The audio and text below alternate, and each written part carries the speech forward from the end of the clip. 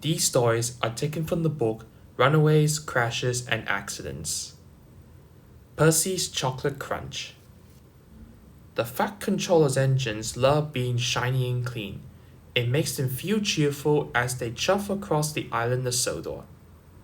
Percy sometimes has the dirtiest work to do, but he likes to be clean as well as any other engine.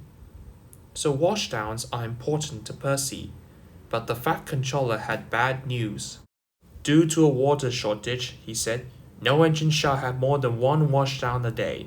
Usefulness before cleanliness, he added, and left.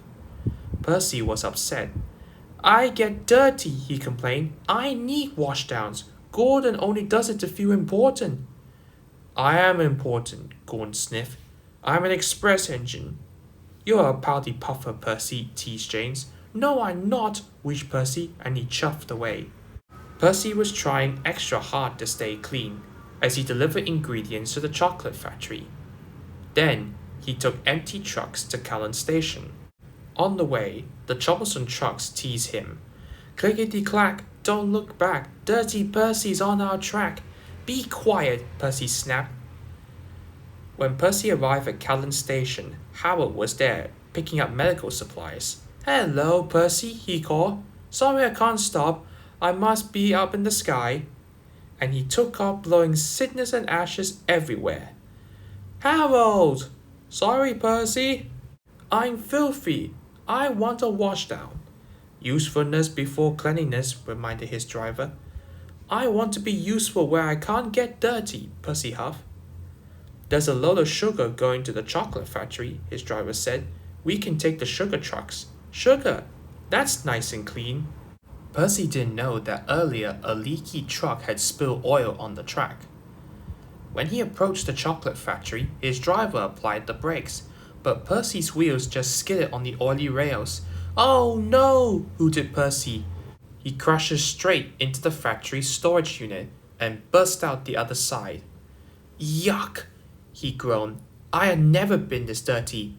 He was covered from funnel to firebox in sticky, gooey chocolate. Back at the sheds, everyone thought it was very funny. You look good enough to eat, Thomas hooted. Pudding, Percy, teased James. Chalk ice on wheels, chipped Henry. Disgraceful, said Gordon pompously. Ahem, said a stern-sounding voice. It was the Fat Controller. I heard you had a trying day, Percy. Yes, sir, replied Percy from beneath the chocolate. But you show us all that usefulness does come before cleanliness. So, he added, you shall have your washdown. Oh, sir, and a new coat of paint. Percy just beamed. James and the Red Balloon. It is summer holiday time on the island of Sodor. Holidaymakers come from far and wide to enjoy the beauty of the island. It is the busiest time of the year for the Fat Controller's engines. Thomas was excited. The Fat Controller had sent him to pick up a special to deliver to Dryo Airfield. What have you got there? Tooted Percy. Balloons, replied Thomas. Party balloons? Asked Percy excitedly. No, these are special balloons. And he chuffed away. Soon Thomas arrived at the airfield, and hot air was puffed into the balloons. What is that? Huffed James. Our hot air balloons, said Thomas. They will take holidaymakers on rides around the island. Taking holidaymakers on rides around the island is our job, wheezed James jealously. Then as if by magic, the hot air balloons rose silently up into the sky one by one. And suddenly James was amazed to see them floating in the sky. Although I had to admit they looked beautiful. Agreed, said Thomas. The balloons can be seen by everyone on the island of Sodor. Doug gazed at it for so long, he ran into the back of Oliver. Why, 'tis a floating basket with frog in it, said Donald. Whatever will they dream up next, said Douglas. James went past the viaduct and saw one of the balloons, which is a red color. Red is definitely a beautiful color, said James. I hope these people enjoyed themselves. They were, but not for long. Then suddenly, it began to drift straight towards the ground. We're out of hot air, shouted a voice. Luckily, James wasn't going that fast, and he came to a stop just as the balloon landed on the rails right in front of James. Having trouble with the hot air, said the pilot. I'm afraid I won't be able to take these holidaymakers up and around. Don't worry, I'll take you to the nearest station. Thank you, said the pilot. The pilot and the holidaymakers boarded James's coaches, and James continued on with his journey to the nearest station. He arrived there just in time as some balloons began to land. The Fat Controller was there too. Well done, James, he said. You managed to rescue one of those balloons. Thank you so much, said the pilot and the holidaymakers. That's all right. I'm glad I can help. I really had to admit those balloons look very beautiful. Hope you can get this red balloon back in the sky again. I definitely will, said the pilot. The balloon rides proved to be very popular for the holidaymakers, and the engines were busier than ever, taking holidaymakers to and from the airfield. James was happy that the red balloon was back in the sky, and whenever he sees it, he whistles and toots. And sometimes, when he's asleep at night, James dreams he can fly too, just like the red balloon. A bad day for Harold. Harold the helicopter loves flying. Up in the bright blue sky, over the island of Sodor, he looks out for anyone in distress. Sometimes he delivers the mail. This made Percy very cross. The mail run is done. Is there any more? I can deliver it for you in a jiff. That's what friends are for. Delivering the mail is an engine's job, said Percy grumbly. Percy has many jobs, but carrying the mail is his favorite. It makes him feel really useful. The next morning, Percy was happily pulling the mail train. Must be on time, he chuffed. But up ahead, there was trouble with the signal box. The signal underneath him was broken. The engineers did not know how long it would take to fix. Percy had to stop. It's not safe for engines to run without signals, but Percy was very upset. I'm going to be late, and it's not even my fault, he cried. The Fat Controller was in his office enjoying his toast and marmalade when he heard the news. Percy is stuck at the broken signal? Then Harold must take the mail. Poor Percy was still waiting and still upset. The last time he was held up, the mail was given to Harold. It made me feel like a really useless engine, he sighed. Well, the mail must arrive on time, said his driver. Just then, they heard a familiar sound coming from above. Hello! The Fat Controller says you need my help, said Harold. That's what friends are for. Oh no, cried Percy. But the Fat Controller made up his mind.